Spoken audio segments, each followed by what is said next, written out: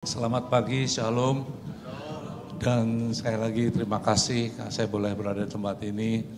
Dan terima kasih Pak Ferry, Bu Lindri. Ya, memang ada II saya, jadi adik daripada mama saya. Rina juga sepupu saya. Dan saya datang dengan istri saya. Kami sudah menikah 42 tahun lebih. Bentar lagi mungkin tahun depan ya 42 tahun setengah. Anak saya yang paling besar 41 dan paling kecil baru umur 21. Cucunya udah 5. Yang paling besar udah hampir 13 tahun dan main musik juga di teenagers. 13, 7, 6, 5, 3 tahun, 7,5, 6,5, 5,5, 3,5. Ya semua anugerah Tuhan. Ya, kalau saya bisa ada, saya percaya di luar konteks daripada khotbah dulu. Ngelihat II jadi keinget mama saya jadi gembala 22 tahun. Dan ya baru bulan 4 jadi gembala, mama saya meninggal bulan 7. Gitu. Jadi 22 tahun lalu mama pulang dulu. Dan saya ngelihat mama tuh orang yang sangat setia, sangat mengajar kami, menanamkan banyak hal. Saya selalu di tengah budaya gereja, saya selalu pegang tentang jangan lupa jangan seperti kacang lupa kulitnya. Itu saya pegang sampai hari ini. Dan saya 36 tahun berada di satu gereja yang sama, terus menerus seperti itu karena sesuatu yang mama saya tanamkan, kesetiaan, value. Maka itu saya selalu belajar dalam hidup itu, life is about planting value to our children, menanamkan nilai kepada anak-anak kita. Gereja pun seperti itu. Amin, saudara. Ya. Dan sebuah anugerah, bersyukur buat hari ini.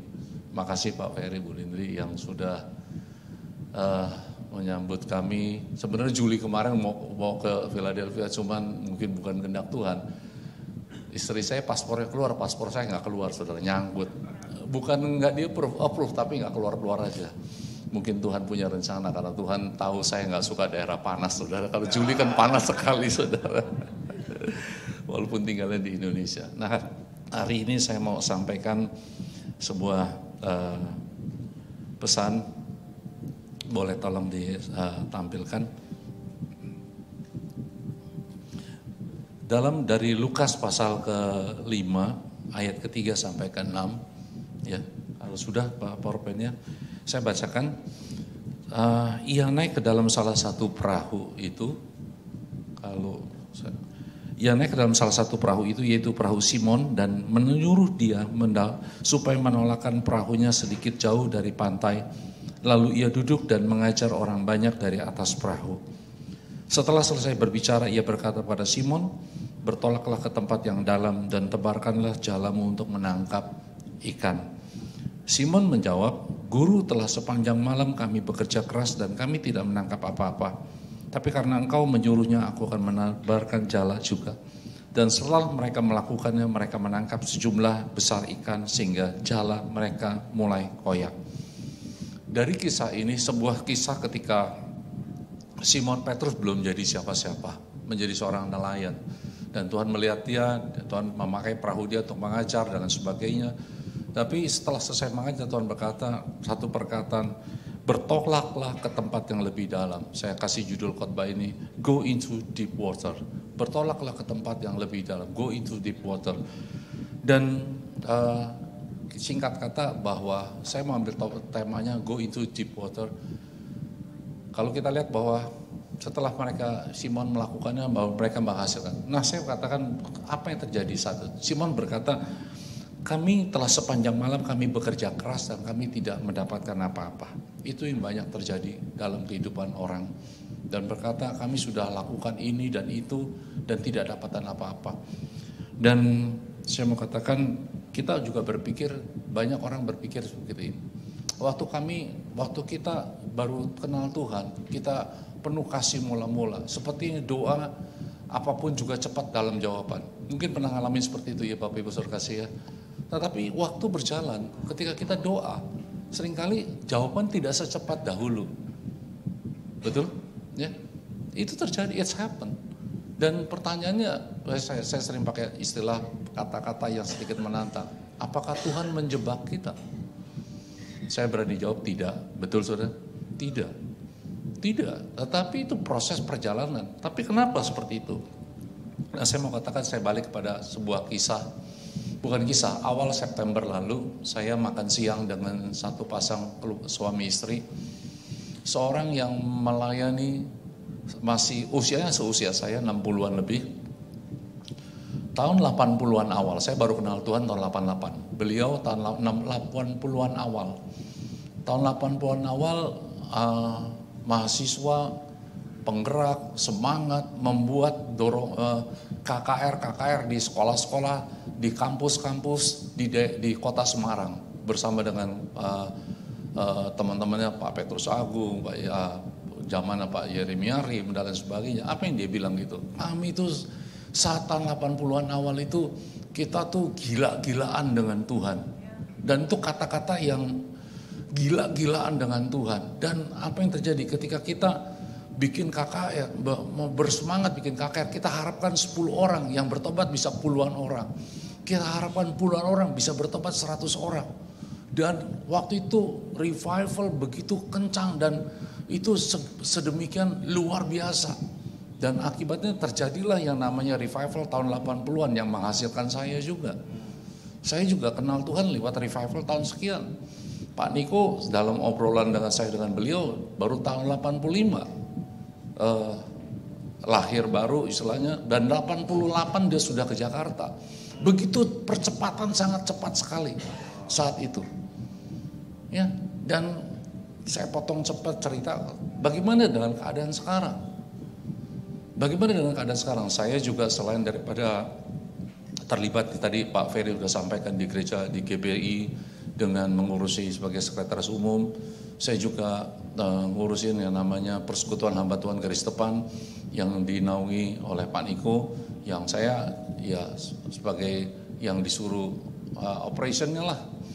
Itu ada sekitar 6-7 ribu hamba Tuhan dari sekitar 170 denominasi yang sering Pak Niko sampaikan juga. Dan itu kita ngelihat bahwa yang terjadi sekarang apa? Terjadi sekarang tidak lagi seperti yang terjadi tahun 80-an. Ya, sekarang kalau dulu orang ketika lakukan apa, gampang bertobat.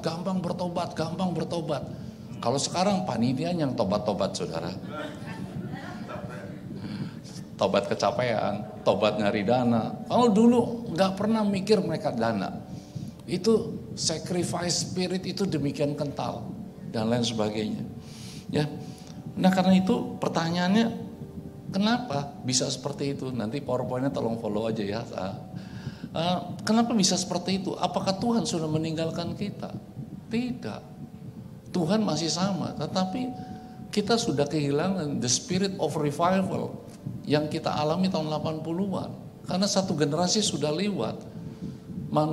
Pelaku daripada kegerakan awal sudah getting older,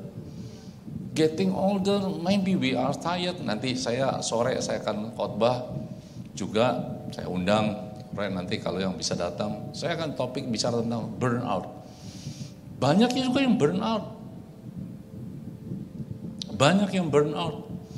dan saya ngelihat tadi dengan hamba-hamba Tuhan dari berbagai denominasi, dan mereka cerita selalu itu dulu, dan mereka sekarang apa? Yang mereka sekarang lakukan apa? Mereka sudah lagi nggak mudah untuk bicara tentang to ignite the revival fire, untuk menyalakan api revival. Yang ada adalah kebanyakan gereja lebih kepada how to survive, not revival. How to survive. Jadi banyak saya berbicara pesan ini saya sampaikan juga banyak pada banyak hamba-hamba Tuhan. How to survive. Kebanyakan mereka melayani week dari minggu ke minggu, dari bulan ke bulan. Dan ketika mereka getting older dan sebagainya, how to survive. Padahal yang Tuhan inginkan, Tuhan bisa pelihara seperti tadi nyanyian tadi kita tanyakan. Masih ada mukjizat, tapi yang Tuhan inginkan adalah tugas tanggung jawab kita. Kita harus membawa yang namanya api yang bisa membawa revival. Hamba Tuhan yang saya sebutkan itu adalah beliau terlibat dalam research tentang kekristenan. Dan dikatakan kita ngelihat gereja bertumbuh. Tempat-tempat ibadah bertumbuh di Jakarta, di Indonesia maksud saya. Sekali lagi point of view saya dari Indonesia. Tapi sadarkah kita, dia katakan, kita mengalami minus growth compared with population dari populasi. Kemarin waktu saya di Dallas, waktu saya merenung persiapan ini, saya coba search juga Barna Research segala macam.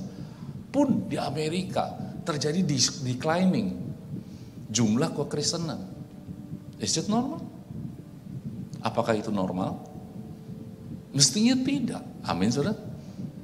Gereja boleh bertumbuh jumlahnya, tapi populasi kan bertumbuh.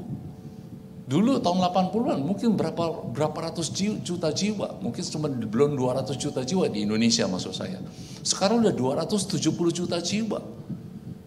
Dan kekristenan minus growth di Indonesia. Dan kita nggak aware. Sebagian euforia dengan apa yang ada, sebagian cuma how to survive. Ya. Lalu bagaimana kita sebagai jemaat? Apa yang Tuhan mau? Apakah kita kekristenan sebagai orang Kristen? Ya, apa yang Tuhan inginkan ketika Tuhan tempatkan kita? Salah satu ayat dalam Yeremia 29 dikatakan, usahakanlah kesejahteraan kota di mana aku buang, karena kesejahteraan kota itu menjadi kesejahteraanmu. Ya, entah bagian sekecil apapun bagian kita. Amin, saudara. Masalahnya apa? Kalau saya katakan masalahnya adalah karena kita dalam firman Tuhan, next slide dikatakan firman Tuhan katakan dalam Wahyu pasal kedua, aku tahu segala pekerjaanmu, engkau sudah kehilangan kasih mula-mula. Banyak orang kehilangan kasih mula-mula. Dalam Wahyu pasal 3 juga, engkau suam-suam kuku. Itu adalah kondisi declining, penurunan yang terjadi dan kita nggak pernah tahu. Kalau Tuhan katakan kau sudah kehilangan kasih yang mula-mula, itu bicara dulu engkau nggak seperti itu. You are on fire. Tapi sekarang kau udah kehilangan kasih mula-mula. Engkau suam-suam kuku. Engkau tidak dingin, tidak panas. Pernah kita sadar, we lost something in our heart. Gitu. Dan kita selalu berkata, Tuhan Yesus nggak pernah berubah dulu, sekarang, sampai selama-lamanya. Amin. Kita nggak sadar kita berubah. Kita nggak sadar bahwa kita berubah. Saudara, saya mau katakan, apapun yang kita hadapi, termasuk juga dalam konteks kepada generasi, tanggung jawab kita, the older generation, how to passing the baton of knowledge of God. Dari mana anak kita kenal-kenal? Saya bersyukur sampai cucu-cucu saya juga minggu kemarin anak saya nomor 2 mimpin pujian, lalu anaknya dia, kalau papinya mimpin pujian, anaknya mau di depan ikut nyanyi, ya bisa nyanyi nyanyi lagu Holy Forever, baru 3,5 tahun. Itu sebuah value, itu sebuah, dari mana anak-anak itu akan kenal ketika gelombang informasi tentang dunia dengan media sosial demikian masif. Dari mana mereka akan kenal? Apalagi di dunia Western seperti ini. Ya. Cuman kenal lewat kita parent, lewat keluarga. Kita tanggung jawab kita. Gereja pun bertanggung jawab untuk membawa pengenalan akan Tuhan dengan. Dan masalahnya apa? Apa Tuhan nggak bisa menolong kita? Kalau saudara punya masalah, kalau gereja punya masalah, kalau churches, menurut saya adalah, saya mau katakan, sometimes the problem is in us. Yesaya 59 ayat 1 sampai 2. Dia katakan, tanganku tidak kurang panjang untuk menolong. Siapa baca cepat aja. Tetapi yang merupakan pemisah antara kamu dan Allahmu, Pergilah segala kejahatanmu, bukan tentang kejahatan tetapi mungkin kelemahan kita, lack of our kehilangan kasih kita dan sebagainya. Ya, masalahnya adalah seringkali bukan Tuhan gak mampu menolong kita, tetapi masalahnya adalah di dalam kita. Amin. Ya, yang Tuhan inginkan apa? Go into deep water. Pergi ke tempat yang dalam. Apa sih maksudnya go into deep water? Saya mau kita baca Yeskel pasal 47 3-5. Yeskel 47 sampai 3-5. Ini gambaran daripada air yang keluar dari bait suci. Daripada dikatakan sedang orang itu pergi ke arah timur dan memegang tali pengukur di tangannya. Ia mengukur 1000 hasta dan menyuruh aku ke dalam air itu, maka dalamnya sampai di pergelangan kaki. Ia mengukur 1000 hasta lagi dan menyuruh aku masuk sekali lagi ke dalam air itu, sekarang sudah sampai di lutut. Dan kemudian mengukur 1000 hasta lagi dan menyuruh aku ketiga kalinya masuk ke dalam air itu, sekarang sudah sampai di pinggang. Sekali lagi mengukur 1000 hasta lagi, sekarang air itu sudah sampai sungai, di mana aku tidak dapat berjalan lagi, sebab air itu sudah meninggi, sehingga orang dapat berenang dan suatu sungai yang tidak dapat diseberangi. Ada 4 ukuran dari gambar ilustrasi yang ada di layar. Ya, Tuhan katakan orang disuruh berjalan, ada air yang keluar. Itu gambar journey of a Christianity. Ketika engkau berjalan, dikatakan air dalamnya semata kaki. Lalu berjalan, go into deeper, go deeper. Makanya saya juga baru notice Pak Ferry, tadi Bapak ngingetin buku tentang deeper gitu. Jadi memang waktu di perjalanan ini saya memikir tahun 2025 akan menggali, kan sekarang udah keluar deeper 3. Mungkin nanti tentang going to deep water ini. Karena kata-kata deeper itu memang sesuatu yang Tuhan kasih. Nah, semata kaki, selutut, sepinggang, sampai akhirnya yang Tuhan mau apalah akhirnya kita berenang dengan Tuhan. Amin. Bukan berenang tapi dibawa dalam arus Tuhan. Itu journey kekristenan. Bukan cuma sekedar, kalau saya mau katakan orang, next slide tolong, bukan cuma sekedar kita bermain-main dengan percikan-percikan air. Ya. Banyak orang suka dengan yang dikata saya tulis gini, mereka suka dengan arus kebangunan rohani.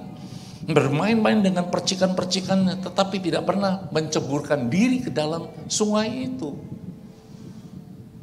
Siapa yang gak suka bermain-main dengan melihat mukjizat, ya kesembuhan, fenomena. Orang Indonesia senang dengan fenomena.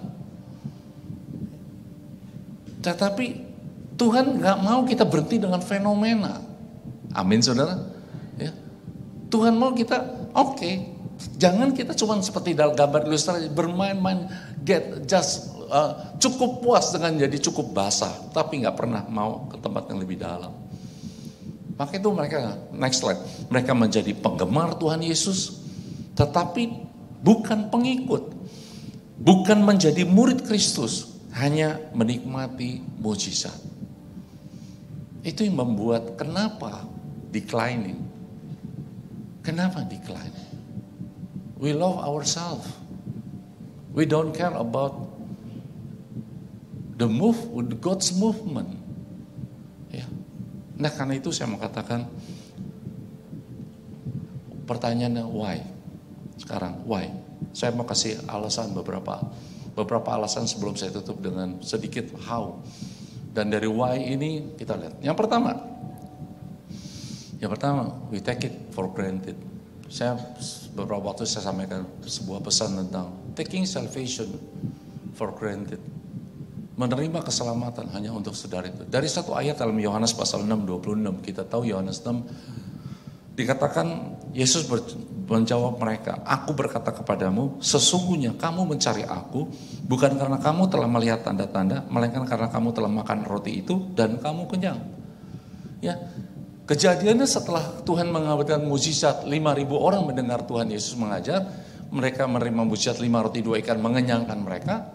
Lalu setelah itu Tuhan Yesus bergeranjak ke tempat lain dan mereka mengikutinya. Lalu Tuhan Yesus berkata dalam terjemahan The Message yang di bawah dikatakan, You come looking for me. Jesus answered them, you have come looking for me not because you saw God in my action, but because I filled your stomach and for free. Atau saya mau tambahkan, you want more. You looking for me because you want more miracle. Itu kata-kata Tuhan. 2 tahun persis yang 2 tahun yang lalu, Oktober 2022. Waktu itu saya dengan istri mau ke Turki, mau ke Eropa naik Turkish Airlines di Jakarta.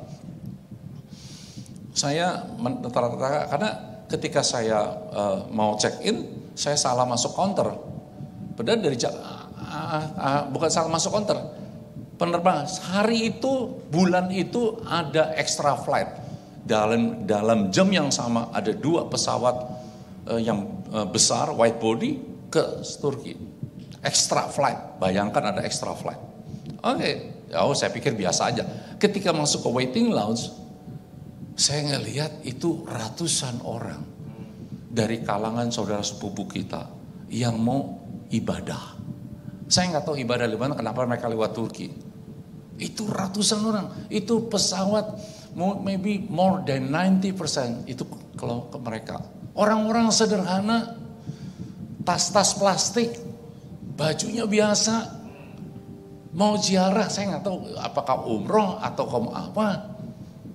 Wow. Agustus kemarin, pertengahan Agustus saya lagi mau ngantar anak saya yang bungsu. Dan di airport pagi-pagi, itu juga saya lihat di Cengkareng, Terminal 3, itu penuh dengan orang-orang yang mau umroh. Lalu saya ngerenung dari 2 kisah itu. Kenapa mereka willing to pay the price? Itu gak murah. Mereka mesti jual sawah, jual sesuatu. Untuk yang namanya quote-unquote beribadah. Saya sempat ngobrol dengan beberapa yang mereka melakukan rukun Islam mereka. Rukun mereka. Kenapa? Mereka mencari salvation. Lalu kalau kita apa? Bukan karena perbuatanmu. Kita diselamatkan semua karena kemurahan, betul? Lalu apa yang terjadi? Yang terjadi adalah kita bukan karena perbuatan, dan aku nggak perlu berbuat apa-apa. Dan we take it for granted, menganggap itu sesuatu yang murahan, yang atau biasa-biasa saja. We never fight, we never defend our salvation. Coba next slide. Saya berkata dari sebuah perkataan saya pernah baca dari A.W. Tozer. If there is a grief in heaven, it must come from the fact that we want God's gift more than God Himself. Yeah, we using God to provide health. Salah typo itu. We using God to provide wealth.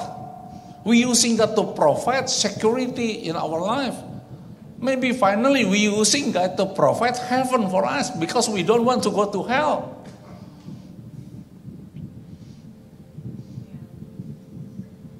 Dia bukan alat, saudara. Kita kenal juru masak, juru apa, tapi dia juru selamat, bukan alat. Amin, saudara. He is God. He is Almighty God. Tepuk tangan bagi Tuhan kita, saudara. Amin. Karena itu saya mau katakan, kalian berada di sebuah tempat yang well managed, well planned. Ya. Tapi bukankah kita ngelihat beberapa waktu lalu Tuhan bisa melakukan disrupsi? Amin, saudara. Untuk mengingatkan bahwa kita perlu Tuhan. Amin. Dan kita lihat 2 tahun, especially di Indonesia dan sebagainya, kita doa dan lain sebagainya. Tapi setelah itu, seorang hamba Tuhan dari jaringan kami, dari Kota Tulungagung, Pak Daniel Sumarno, sudah 75 tahun usianya. Ketika COVID pun anaknya umur 45 tahun meninggal, kena COVID di Pontianak, dia di Tulungagung, dia berkata, waktu itu satu kali saya suruh dia sharing firman Tuhan. Dia berkata, rekan-rekan pendeta, kita jangan doa cuma karena takut mati. Karena kenapa setelah COVID kita sekarang pada menyusut yang doa? Dan it's happen. Waktu COVID, semua kita sibuk. Tadi dikatakan saya di EPT, saya memang dari 2023 udah nggak bisa karena jam tugas kita. Tadi barusan ketemu siapa Pak Reki. Kita pas jam 11 siang, jam kerja. Berkali-kali saya meminta tukar jadwal. Jam 11 jamnya rapat di kantor kadang-kadang. Tapi 2020 ya, 20, 21, 22 selalu secara rutin saya mengisi. Ya, bukan karena, dan kita sampai sekarang saya masih setiap hari, setiap Senin pagi jam 4 pagi juga saya masih terus, dan kita masih tetap jaga api itu tetap menyala. Ya. Nah karena itu saya mau katakan pada kita semua, lihat salvation kita. Jangan bahwa karena kita udah salah, I'm safe, I'm Christian, I'm safe, dan I'm only, apa yang sih kita perjuangkan? Apa yang kita perjuangkan? Only our future. Yang mungkin di tempat ini kalau saya dengar saya udah hampir 2 minggu kan di sini saudara ya. Udah dari New York, udah ke Dallas dan sebagainya. Dan saya pikir kalau itu, ya kalau soal itu pun kalau kita bisa ngatur, government can provide. Tapi apa hanya itu hidup kita? Amin saudara. Apa hanya itu? Saya bukan siapa-siapa. Saya juga cuman dari sejak saya kenal Tuhan sampai hari ini. Kalau tadi dikatakan saya sekretaris umum, saya juga nggak punya pendidikan teologi dan lain sebagainya. Yang ada passion saja, hasrat. Amin saudara. Dan kalau kita memiliki passion pada Tuhan, Tuhan bisa angkat kita kok saudara. Tuhan bisa bawa kita kemana kita. Tuhan mau. Amin. Ya, bisa. Dan kalau mau apa lagi? Gitu. Nah yang kedua, kenapa orang menjadi tidak pernah mau pergi go into deep water? Complacency, rasa puas. Next slide. Complacency. Wahyu 3 ayat 17 dikatakan, karena engkau berkata aku kaya dan aku telah memperkayakan diriku dan tidak kekurangan apa-apa dan seterusnya. I lack nothing. Dan lalu nyaman. Dan kita tidak lagi, saya tulis di bawah, kita tidak lagi militan dengan Tuhan. Kita tidak lagi gila-gilaan dengan Tuhan. Orang sekarang mana mau gila-gilaan dengan Tuhan. Kalau aku mau lakukan ini, apa yang aku dapatkan? Dan lain sebagainya. Waktu dia belum siapa-siapa. Dia mungkin masih mau, tapi selalu jadi apa sedikit aja. Tadi Pak Ferry nyinggung tentang 20.000 pejabat. Saya orang yang concern dengan data. Database memang dari sejak zaman Pak Japar Liman pun saya yang memperbaiki dan menyusun ulang semua sampai hari ini. Dan saya ngelihat bahwa yang namanya orang ada yang namanya satu dikatakan pejabat yang tidak dibawa gereja lokal. Kenapa dia tidak dibawa gereja lokal? Waktu diusulkan dia harus ada di gereja lokal, diusulkan oleh gembala setempat, direkomendasi, diusulkan. Tapi setelah jadi pejabat, padahal pejabat sekarang pendeta Pratama, pendeta Madya. Lalu kalau sudah mulai dipandang orang, mulai yang namanya apa? Merasa seseorang, somebody, merasa menjadi somebody.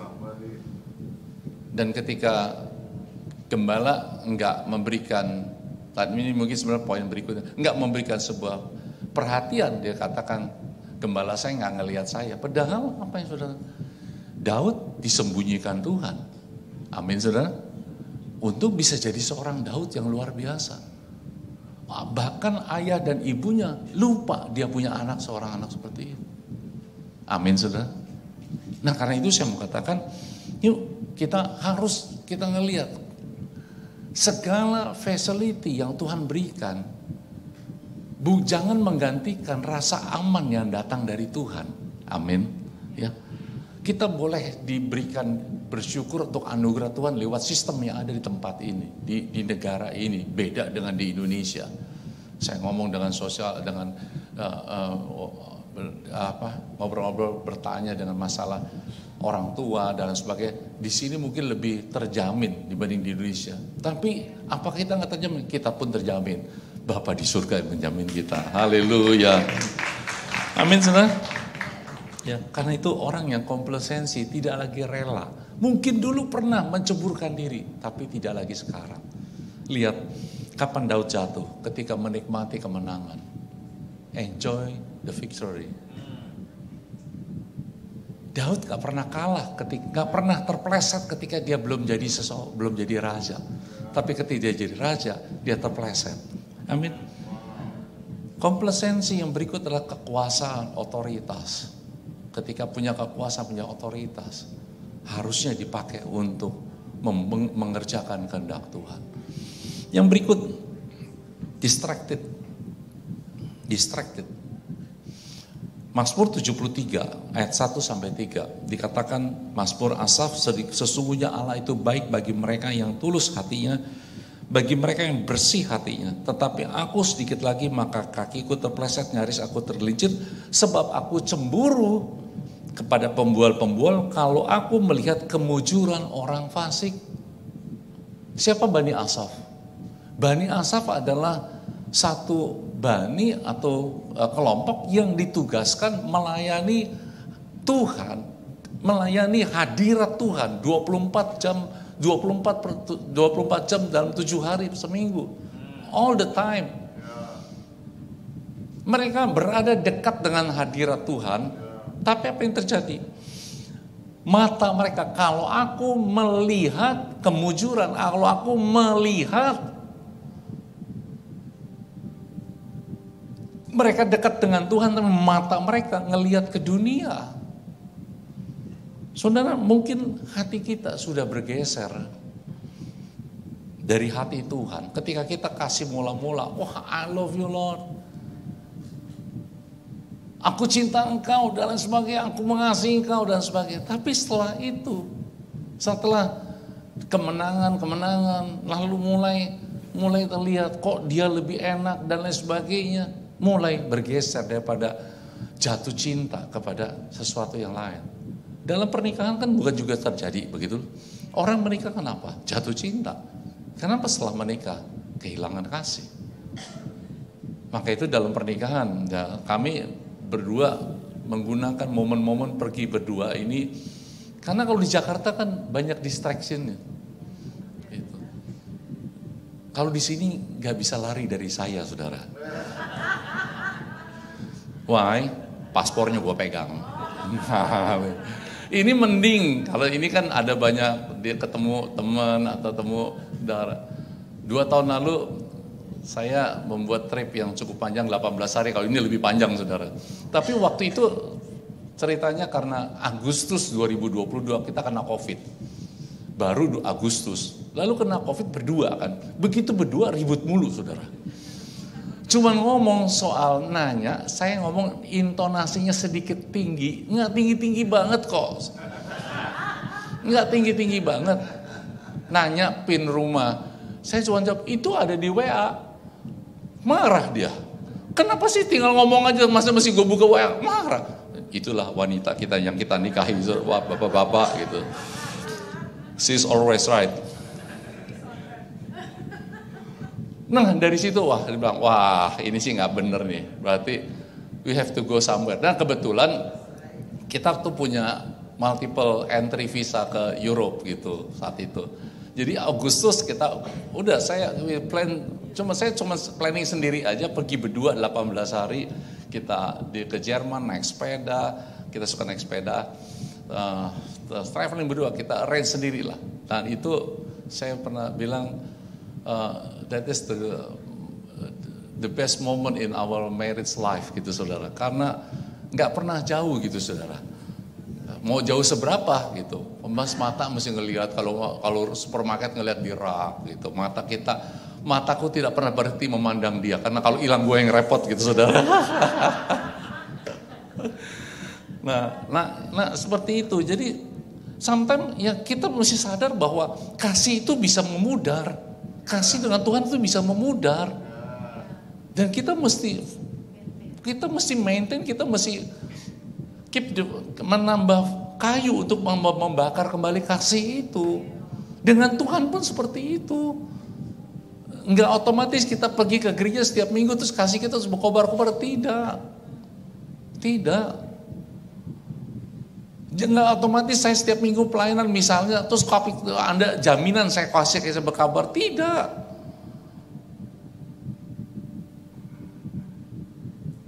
Kadang-kadang kan kalau di hamba-hamba Tuhan tuh kayak misalnya tahun 2025 jadwal udah ada yang bicara tentang kita jadwal, udah dari setahun sebelumnya. Apakah kasih kita masih terjamin seperti itu setahun kemudian? Enggak. Kan kita mesti jujur sendiri. Amin saudara. Dan demikian juga kita. Saya mau bilang begini Bapak Ibu Saudara kasih. Kepada siapa saya bertanggung jawab terhadap kasih saya yang sesungguhnya? Selain pada Tuhan. Pada anak-anak saya. Anak saya juga bukan gak ngalamin hard time, masalah-masalah sulit. Tahu apa yang mereka lakukan? Saya gak khotbahkan mereka. Saya jarang berkhotbah di rumah, tapi mereka lihat hidup kita ketika kami lalui masa sulit dan mereka ikuti jalan orang tuanya. Dan mereka ikuti jalan orang tuanya. Kalau orang tuanya jalan kekecewaan, itu jalan yang diikuti anak-anak kita. Kalau kita jalan dengan jalan mencari wajah Tuhan, itu yang diikuti anak-anak kita. Amin saudara. Itu dia. Itu tanggung jawab. Karena itu saya mau katakan, saya gak mau distracted. Saya tetap cari wajah Tuhan.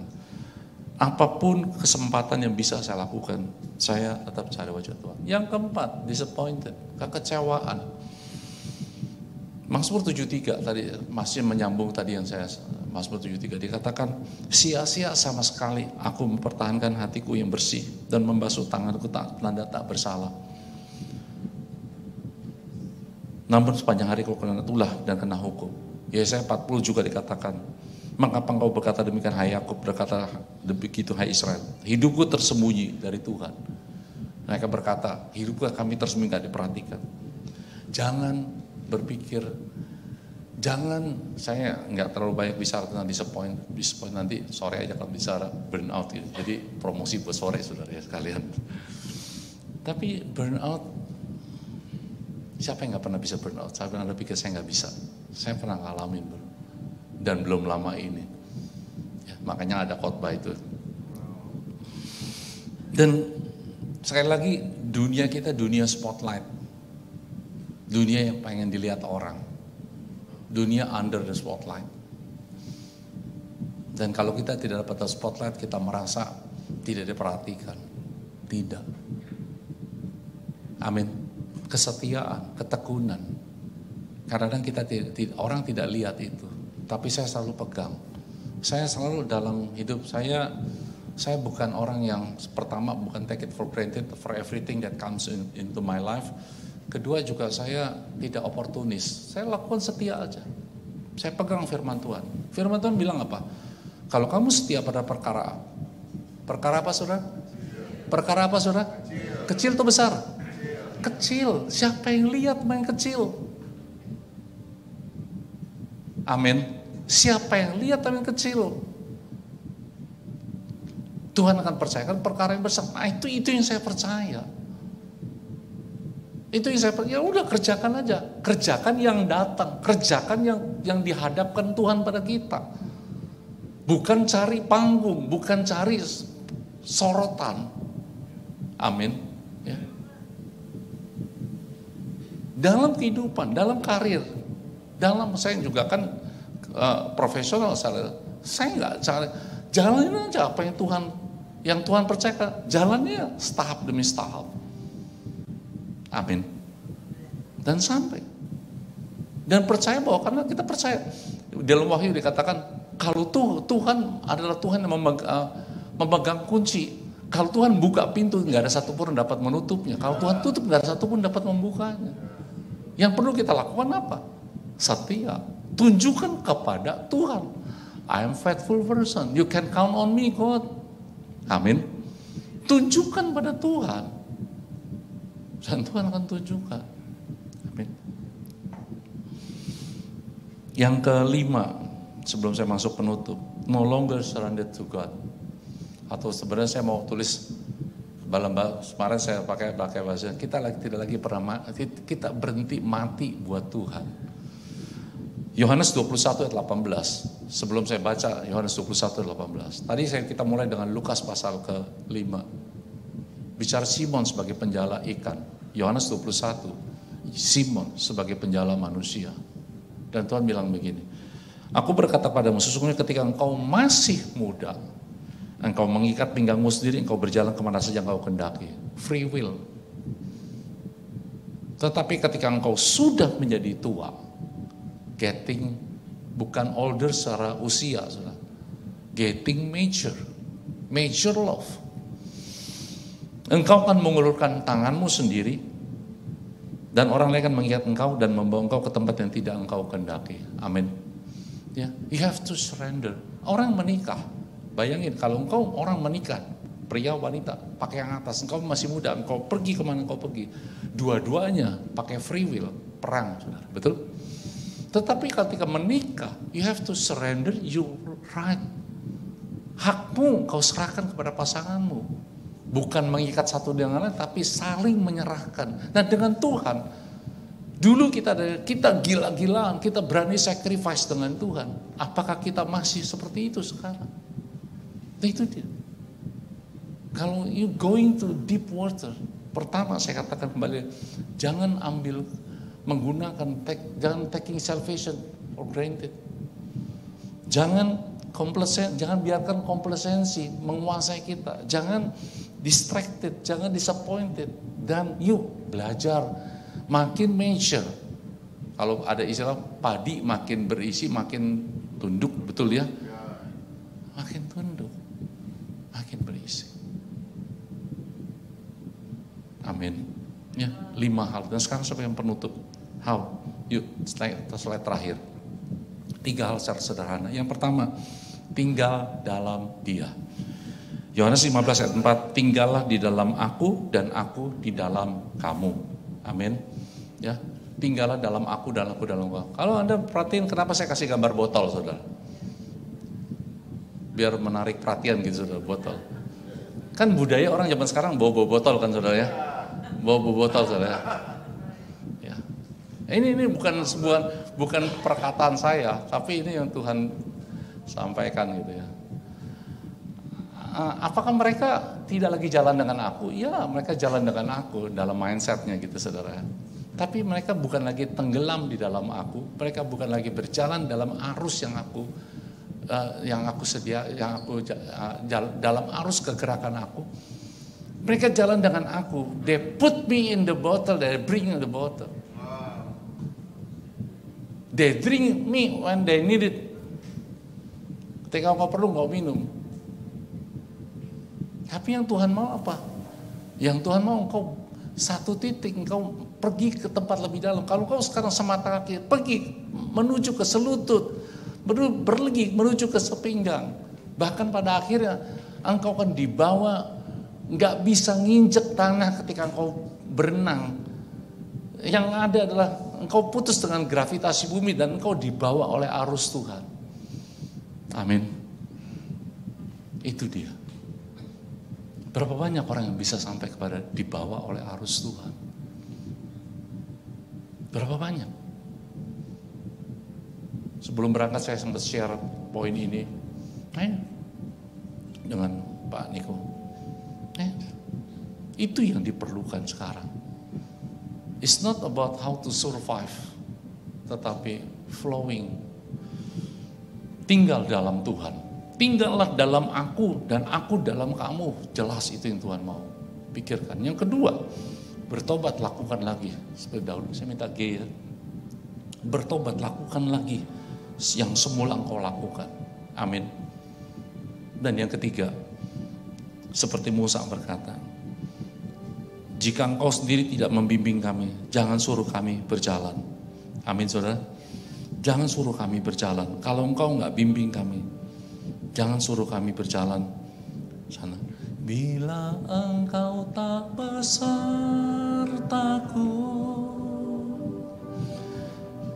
ku tak mau berjalan.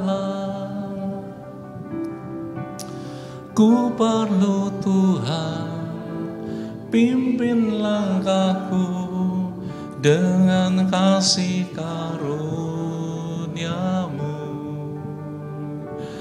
Pimpin langkahku setiap waktu, berjalan dalam Roh-Mu. Nyatakan Tuhan kemuliaan-Mu dan berjalanlah denganku. Yang terakhir saya mau katakan, maukah saudara ketika melangkah memberikan ruangan kepada kehendak Tuhan dalam hidup kita? When you have to make a decision in your life, saya orang yang berani ambil decision. Dan dalam hidup saya menikah cukup muda. Saya menikah usia 20, istri saya usia 18. Tolong jangan kasih wajah-wajah yang penuh curiga, saudara ya. Saya kerja dari umur belasan tahun, jadi seperti itu. I made a lot of decision, but I made a lot of bad decision. Sehingga saya up and down hidup kami. Dan saya belajar setelah itu ke depan. Saya banyak mengambil keputusan ketika melihat opportunity yang bagus. Tapi ketika saya makin berjalan dengan Tuhan, saya selalu berkata pada Tuhan, will you walk with me, Lord? If I want to go there, will you walk with me? Maukah engkau ketika engkau melihat itu ada great opportunity for your life, engkau bertanya sebentar, will you walk with me? Ada banyak orang di Indonesia pergi ke tempat yang dimana great opportunity, ujung-ujungnya mungkin baju oranye, saudara. Tahu ya baju oranye di Indonesia? Dikasih jaket oranye, saudara. Ada seorang anak muda pernah berkata sama saya, Om, saya dikasih gaji, ditawarin offer gaji itu double up. Dan dia berkata sama saya nggak nanya Tuhan lagi, saya ambil Om. Nah terus ngapain ngomong sama gue? Ya udah, lo udah ambil. 6 bulan kemudian dia telepon saya lagi, saya dipecat Om. Orang berpikir semua itu tidak ada. Saya selalu bilang, setiap berkat akan ada tuntutannya. Amin. Jangan berpikir semua itu sederhana. Karena itu akhir kata saya mau katakan, maukah kamu berkata, will you walk with me, Lord? Ya, please walk with me. Jangan berkata, Tuhan, aku mau ke sana, jalani dengan aku. Jangan minta, jangan paksa Tuhan berjalan, tapi jalan kemana Tuhan mau. Will you be there?